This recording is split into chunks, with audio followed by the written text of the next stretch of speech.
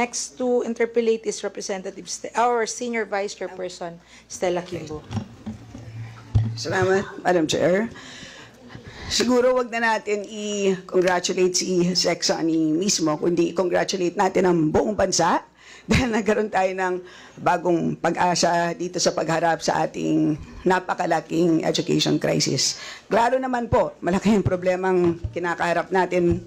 Medyo nangungulela tayo pagdating sa buong mundo. Klaro naman po sa PISA rankings. Mahirap po yun sa isang sitwasyon na sinasabi nila the world is flat. Ang mga apo natin, mga anak natin, they have to compete globally. So, may mga kabataan ngayon, ang trabaho nila virtual assistant. Ibig sabihin, they apply online for a job, ang mga kalaban nila buong mundo. So, kung nangungulela tayo, hirap sila mag-compete. So, yun ang kinakaharap ng ating kalihim buong kagawaran. So, kailangan natin tulungan ang DepEd. So, having said that, big crisis, we cannot waste funds, we cannot waste time. I think those are the two things. So, nakakalungkot na pagdating sa COA report, at pinapakinggan ko ang ibang mga kongs, yun ang isa sa pinaka malaking finding ng COA report in 2023, low utilization. Ibig sabihin, mabagal ang paggastos at may natitirang pondo. So wasted funds, wasted time. Of course, pag i-compare po natin, halimbawa sa sinasaad ng liquidation reports ng confidential funds na for 3 quarters na 100% na ginastos for the 3 quarters, totaling 112.5 million. Ginastos po ito for the first quarter, Feb 20 to March 30, for the second quarter, April 20 to June 29, and for the third quarter, July 12 to September 29, for a total of 190 days. And if we count the number of days in 3 quarters, that's 273 days. So 190 over 273, that's 69%. So if you divide 100% utilized funds by 69% in terms of days, ang score po nun in terms of efficiency is 143%. So ang efficiency pagdating sa spending ng confidential funds ay 143%. Congratulations po. Pero pagdating naman po sa regular funds, napakabagal po. So, nakasaad po sa COA Report 2023, may natira pa pong 37.7 billion at ang sinabi po ay may delayed, partial at non-implementation of various programs. And with that, sana Comsec, pwede po bang ilagay ang slide 11 ni Sec Sonny because I want to revisit that slide. Kasi nabanggit nga kanina ni Kong Jinky pagdating sa DCP, yung ating ICT packages, binalikan niya, sinabi niya na ayon sa COA report ay merong 0 accomplishment rate pero sinagot ng ating USEC. Gusto ko sanang balikan.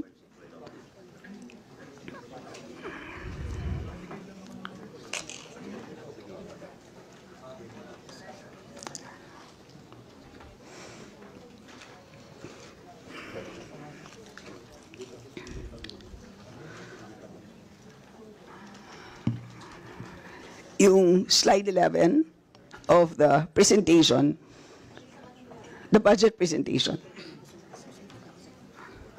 Yung improving the learning environment and learning resources.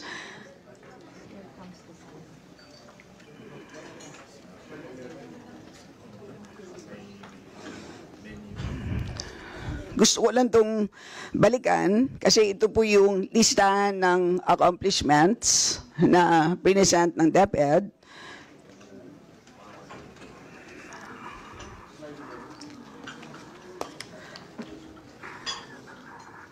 Nang naka-indicate is 44,638 ICT packages for delivery. So, kanina po, dinictate ng ating USEC kung ilan na po ang delivered. Tinignan naman po natin, pero hindi pa rin siya nagtatahali to 44,000. Pasensya na po ha. For 2023, the total is 11,013. And then for 2024, it's 5,567. So hindi talaga siya nagtatahali to 44,638. So kasi yun ang tanong ko eh. Kung sinabi ng COA report, as of end 2023, 0 delivered. Parang ang galing naman na umabot tayo ng 44,000 today. Of course, kung yan ay na-achieve ninyo, please explain because we will all clap for you. But based on your report, ang layo po nung 5,567 plus 11,013.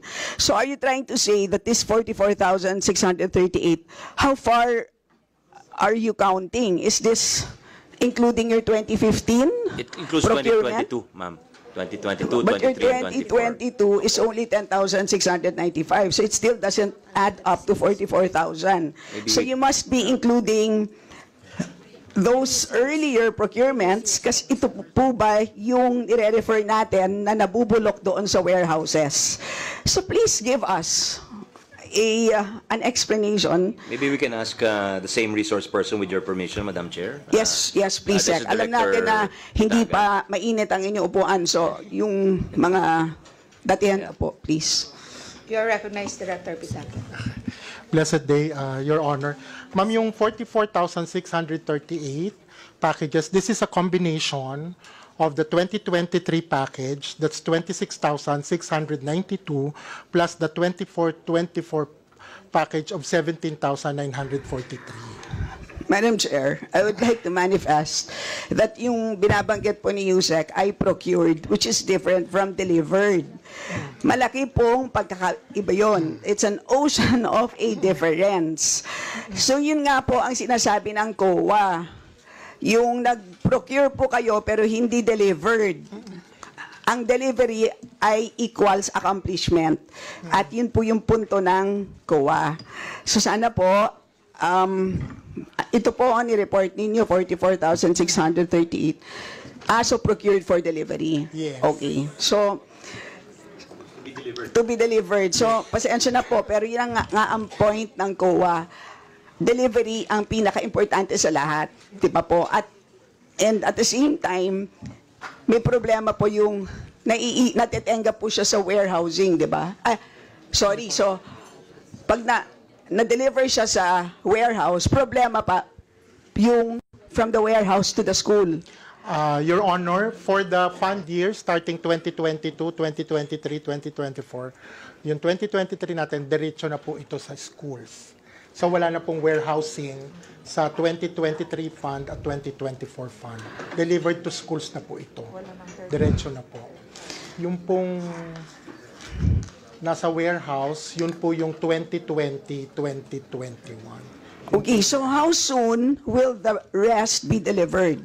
As per the contract is 180 days hanggang December po of this year, madideliver na natin tong lahat ng 44,638. How many days? Hanggang 180 days po ang contract nito, ang contract duration. Until December 6 months? 2024, ma'am. 180 divided by 6 months Yes, ma'am. from procurement to delivery? Yes po. You said, I think that is unacceptable. Ma'am, kasi ito, kung napapansin nyo, yan pong 44,638, this equates to 504,000 laptops.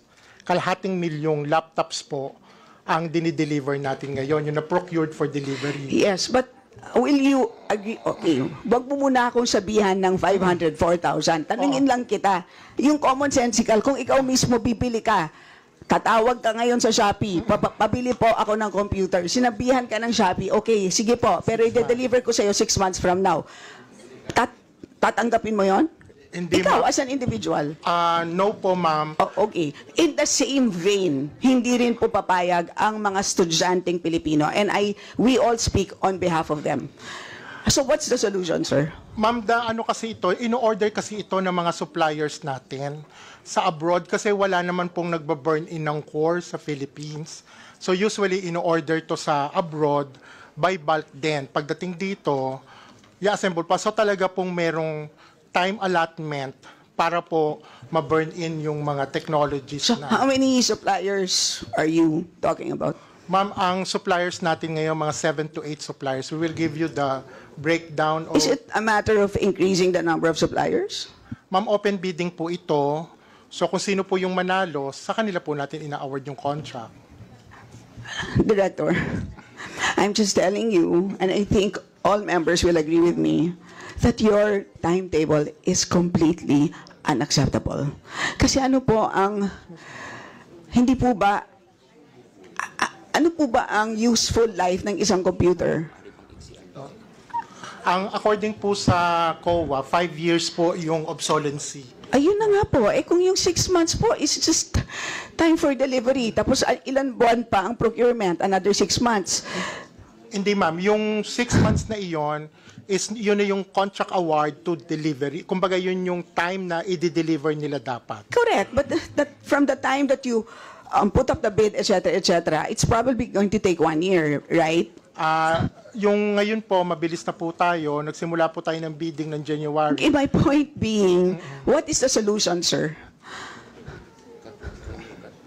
We need to do early procurement, Madam Chair. I think itong ginawa nila na pagpapasok na tsaka nag-procure, medyo dapat... Baka, sir, hindi agad kaya na. pwedeng i-decentralize na lang to how That many is also RD, something- how many regional offices do you have, in which case that will 17. increase the number of 17, suppliers? 17, including And the you newly would have created one back Negros. per regional office, right? That would mean at least 17 suppliers, and per RDO, per RO, you can have more than one supplier. Is that correct? That's correct, ma'am. If you have two, that will increase to at least 34. Is that correct? That's correct. So from 8, you can go to 34 at least. Tama po kayo, ma'am. Yes. So, sir, We will conduct the feasibility study. As sabi nga po ni SEC, we are now also in the process for decentralization of the purchase of the DepEd computerization program.